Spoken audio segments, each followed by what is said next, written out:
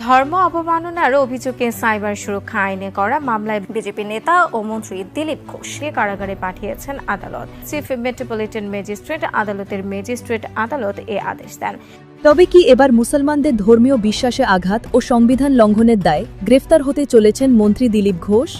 উস্কানিমূলক মন্তব্যের অভিযোগ, দিলীপের বিরুদ্ধে এফআইআর। দিলীপ ঘোষ বিভিন্ন উস্কানিমূলক মন্তব্য করেই চলেছেন, কিন্তু রাজ্য প্রশাসন নিশ্চোক্ত অবিলম্বে এইসব মন্তব্যের জন্য দিলীপ ঘোষের বিরুদ্ধে ব্যবস্থা নেওয়া হোক এবং তাকে অবিলম্বে গ্রেফতার করা হোক। পশ্চিমবঙ্গে এমন একটা ঘটনা ঘটে গেছে যেটা নিয়ে এই মুহূর্তে গোটা রাজ্য টালমাটাল। বিজেপি মন্ত্রী দিলীপ ঘোষ এমন একটা মন্তব্য করে বসেছেন যেটা শুনে লাখ লাখ মানুষ রাস্তায় নেমে আসতে চাইছে। মামলা হয়ে গেছে, মন্ত্রিপদ থেকে বহিষ্কারের দাবি উঠেছে। আইনজীবীরা হুঁশিয়ারি দিয়েছেন হাইকোর্ট পর্যন্ত টেনে নিয়ে যাব। ইতিমধ্যেই মামলা হয়েছে, ক্ষমতার ব্যবহার করে সংবিধান এবং আইনকে অমান্য করে আমরা আইনজীবীরা ছেড়ে কথা বলবো না।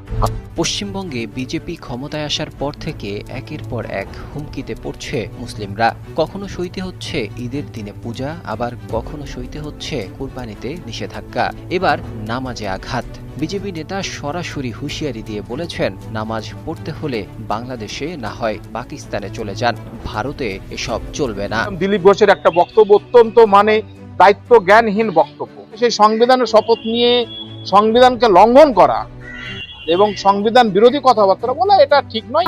যে দেশের সংবিধান বলে প্রতিটি নাগরিক সমান, সে দেশের জাতীয় পতাকায় প্রতিটি ধর্মের রং মিশে আছে, সেই দেশের একজন মন্ত্রী প্রকাশ্যে 40 কোটি মুসলিম নাগরিককে হরিদাস পাল বলে তাচ্ছিল্য করলেন, বললেন নামাজ পড়তে চাইলে পাকিস্তানে যাও। দর্শক, এই একটি বক্তব্য পশ্চিমবঙ্গ থেকে শুরু করে সারা ভারতবর্ষে এমন এক আগুন জ্বালিয়ে দিয়েছে যে আগুনে এখন খোদ দিলীপ ঘোষ নিজেই পুড়তে শুরু করেছেন।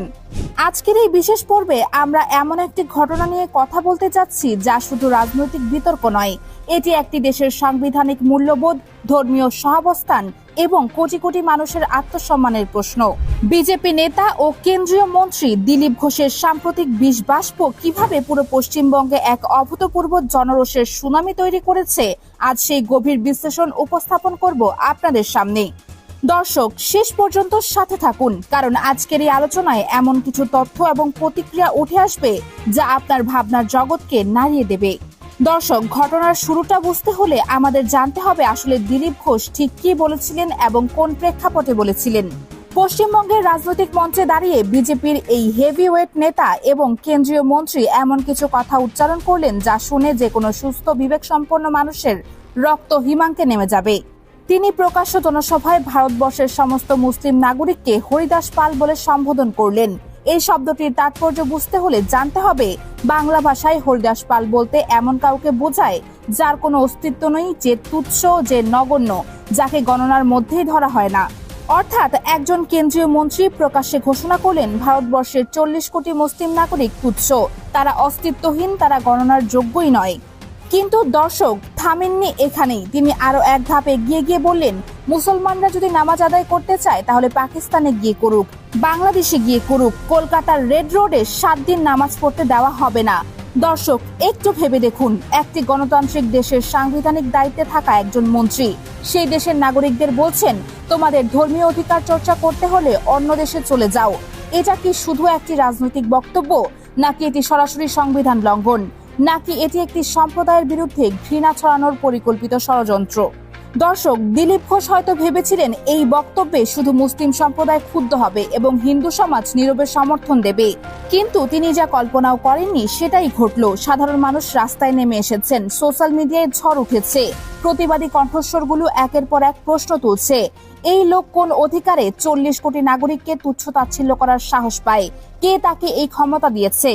একজন সচেতন নাগরিক সোশ্যাল মিডিয়ায় লিখেছেন, দিলীপ ঘোষ যদি এপিজে আব্দুল কামালকেও হরিদাস পাল মনে করেন তাহলে তিনি শুধু মুসলিমদের নয়, ভারতবর্ষের গর্বকে অপমান করেছেন। আরেকজন বলেছেন, যে দেশের ক্ষুদিরাম, যে দেশের সুভাষচন্দ্র, সেই একই দেশের টিপু সুলতান, সেই একই দেশের মৌলানা আব্দুল কালাম আজাদ, এই দেশ সবার, কোনো দিলীপ ঘোষের ব্যক্তিগত সম্পত্তি নয়। দর্শক, সবচেয়ে তাৎপর্যপূর্ণ বিষয় হলো হিন্দু সম্প্রদায়ের একাংশ থেকেও স্পষ্ট বার্তা এসেছে যে এই ধরনের বিভাজনমূলক রাজনীতি তারা মেনে নেবেন না। দর্শক, দিলীপ ঘোষ মুসলিমদের হরিদাস পাল বলেছেন, তুচ্ছ বলেছেন, অস্তিত্বহীন বলেছেন। তো আসুন একটু ইতিহাসের দিকে তাকাই, আসলেই কি ভারতবর্ষে মুসলিমদের অবদান তুচ্ছ? ভারতীয় উপমহাদেশে সড়ক যোগাযোগ ব্যবস্থার ভিত্তি কে গড়েছিলেন? গ্র্যান্ড ট্রাঙ্ক রোড, যা আজও ভারতের ধমনী হিসেবে কাজ করছে, সেটি কার আমলে নির্মিত হয়েছিল? শেরশাহ সুরির আমলে। ভারতবর্ষের রাজস্ব ব্যবস্থা, ভূমি জরিপ পদ্ধতি, মুদ্রা ব্যবস্থা, এগুলো কার শাসনামলে পরিপক্কতা পেয়েছিল? মুঘল শাসনামলে। তাজমহল, যেটি ভারতবর্ষের পরিচয়, পৃথিবীর 7ম আশ্চর্যের একটি, সেটি কার কীর্তি? আর স্বাধীনতা সংগ্রামের কথা যদি বলি, ভারতবর্ষকে ব্রিটিশ শাসন থেকে মুক্ত করতে যে লক্ষ লক্ষ মানুষ প্রাণ দিয়েছিলেন, তাদের মধ্যে মুসলিম শহীদদের সংখ্যা কোনো অংশে কম ছিল না। 1857 সালে মহাবিদ্রোহ থেকে শুরু করে খিলাফত আন্দোলন, অসহযোগ আন্দোলন, প্রতিটি পর্বে মুসলিম জনগোষ্ঠীর রক্ত জড়িয়েছে। আবুল কালাম আজাদ, যিনি স্বাধীন ভারতের প্রথম শিক্ষামন্ত্রী ছিলেন, যিনি দিল্লি জামে মসজিদের সিঁড়িতে দাঁড়িয়ে মুসলমানদের ভারত ত্যাগ করতে বারণ করেছিলেন এবং বলেছিলেন, এই মাটিতে তোমার পূর্বপুরুষের কবর, তোমার ইতিহাস, তোমার স্মৃতি, এই দেশ ছেড়ে যেও না। তিনি কি হরিদাস পাল ছিলেন? এপিজে আব্দুল কালাম, ভারতবর্ষের মিসাইল ম্যান, দেশের রাষ্ট্রপতি, কোটি কোটি ভারতীয়র অনুপ্রেরণা। তিনি বিজেপি এবং আরএসএস হচ্ছে দ্বিচারিতাতে সম্পন্ন একটি রাজনৈতিক দল। দেশটা কি ওনার পৈতৃক সম্পত্তি? তাহলে উনি কে হন এই দেশের নাগরিককে বাংলাদেশে পাঠাবেন না পাকিস্তানে পাঠাবেন সেটা বলার বা সিদ্ধান্ত নেবার উনি কে হন? উনি নিজে সিদ্ধান্ত নিতে পারেন। যখন বিজেপি দুর্নীতি নিয়ে বড় বড় লেকচার দেয় যে দুর্নীতিগ্রস্ত মানুষদেরকে তারা নেবে না, দুর্নীতিগ্রস্ত মানুষকে তারা বাইরে করতে চায়, তখন মনে হয় এই দলের সামনে দ্বিচারিতা শব্দটাও খুব ছোট শব্দ শোনাচ্ছে। তো যারা আগে বলতো যে কংগ্রেসকে ভোট দিয়ে ভোট নষ্ট করবেন না, লেফট পার্টিকে ভোট দিয়ে ভোট নষ্ট করবেন না, বিজেপির বিরুদ্ধে একমাত্র টিএমসি লড়তে পারে, তাদেরকে জিজ্ঞেস করুন। তারা তো ভোট দিয়েছিল বিজেপির বিরুদ্ধে এই সাংসদদেরকে জিতিয়ে। এখন সেই সাংসদরা গিয়ে এনডিএতে সাপোর্ট করছে, মোদিজিকে সাপোর্ট করছে। এনসিপিআই এর নাম শুনেছিলেন আগে কোনোদিন? ককরোচ পার্টিরও নাম শুনেছি আমি, কিন্তু এনসিপিআই এর নাম শুনিনি। হঠাৎ করে সেই পার্টিটা এখন দেশের 5th লার্জেস্ট পার্টি হয়ে গেছে। দেখুন, বিজেপি এবং আরএসএস হচ্ছে দ্বিচারিতাতে সম্পন্ন একটি দল, রাজনৈতিক দল। তারা প্রথমে বলল রেড রোডে নামাজ পড়া যাবে না। নাগরিক হিসেবে আমি সেটাকে স্বাগতম জানালাম, কিন্তু তারপরে রেড রোডকে 7 দিন বন্ধ রাখা যাবে যোগ দিবসের জন্য। এটা দ্বিচারিতা। এই দ্বিচারিতাকে মানুষ দেখছে না। মানুষ তখনই আপনার উপরে বিশ্বাস রাখতে পারবে যখন দেখবে যে তারা শাসক দল একই ইয়ার্ডস্টিক্সে সবার জন্য শাসন করছে। আজকে যখন দেখা যায় যে শুভেন্দু অধিকারী, যার এগেইনস্টে ভিডিওগ্রাফিক এভিডেন্স আছে ঘুষ নেওয়ার, তিনি আমাদের রাজ্যের মুখ্যমন্ত্রী। অজিত পাওয়ার, যার বিরুদ্ধে বলা হয়েছিল 70,000 কোটি টাকার ইরিগেশন স্ক্যাম, স্বয়ং প্রধানমন্ত্রী বলেছিলেন, 48 ঘন্টার মধ্যে তার ব্রেকআওয়ে ফ্র্যাকশনকে এনডিএ শরিক দল হিসেবে নিয়ে নেওয়া হলো। তারপরে যখন বিজেপি দুর্নীতি নিয়ে বড় বড় লেকচার দেয় যে দুর্নীতিগ্রস্ত মানুষদেরকে তারা নেবে না, দুর্নীতিগ্রস্ত মানুষকে তারা বাইরে করতে চায়, তখন মনে হয় এই দলের সামনে দ্বিচারিতা শব্দটাও খুব ছোট শব্দ শোনাচ্ছে।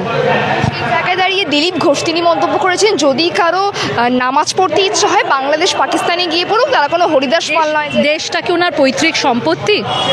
এই ভারতবর্ষ কি কারোর পৈতৃক সম্পত্তি?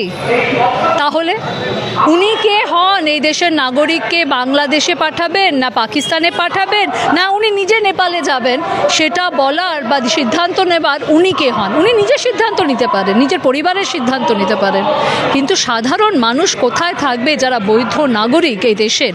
তারা হিন্দু হতে পারে, খ্রিস্টান হতে পারে, মুসলমান হতে পারে, বৌদ্ধ হতে পারে, কিন্তু তারা কোথায় থাকবে, কোথায় যাবে সেই সিদ্ধান্ত নেবার মতো জায়গায় কিন্তু দিলীপ ঘোষ নেই। দিলীপ ঘোষ যত এই ধরনের মন্তব্য করবেন তত তিনি তার ভেতরে যে শ্যালোনেস আছে সেই শ্যালোনেসটাকে এক্সপোজ করে যাবেন। মমতা বন্দ্যোপাধ্যায় বিষয়ে আসবো, তাকে যে পিওসও দেওয়া হয়েছে তিনি সেই পিওসও নিচ্ছেন না। তিনি বলছেন তার যে পূর্বতন পিওসও তাকেই দিতে হবে। তার নাচল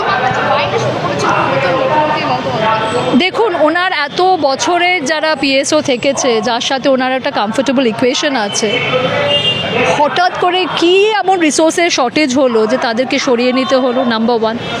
নাম্বার 2, নতুন যাদেরকে প্লান্ট করেছেন গভর্নমেন্ট, তাদের বিশ্বাসযোগ্যতা কতটা আছে?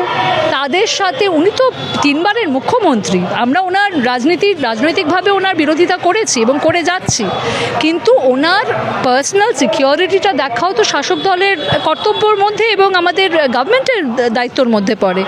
তো ওনার এই পিএসও নিয়ে এত একটা ছোট জিনিস নিয়ে এই যে নাটক চলছে না যে একে চেঞ্জ করতে হবে, একে নেব না, এটা নাটক ছাড়া ছাড়া আর কিছু নয়। এবং শুভেন্দু অধিকারেরও বোঝা উচিত যে উনি 3 বারের মুখ্যমন্ত্রী, উনি যদি বেশি কমফোর্টেবল থাকেন ওনার প্রিভিয়াস পিএসওর সাথে তাহলে তাদেরকেই রাখা হোক। এই জায়গায় তার একটা বিষয় বলা হচ্ছে যে মমতা বন্দ্যোপাধ্যায় থেকে আবার কি কংগ্রেসে আসতে পারে, কারণ তার জীবন তো।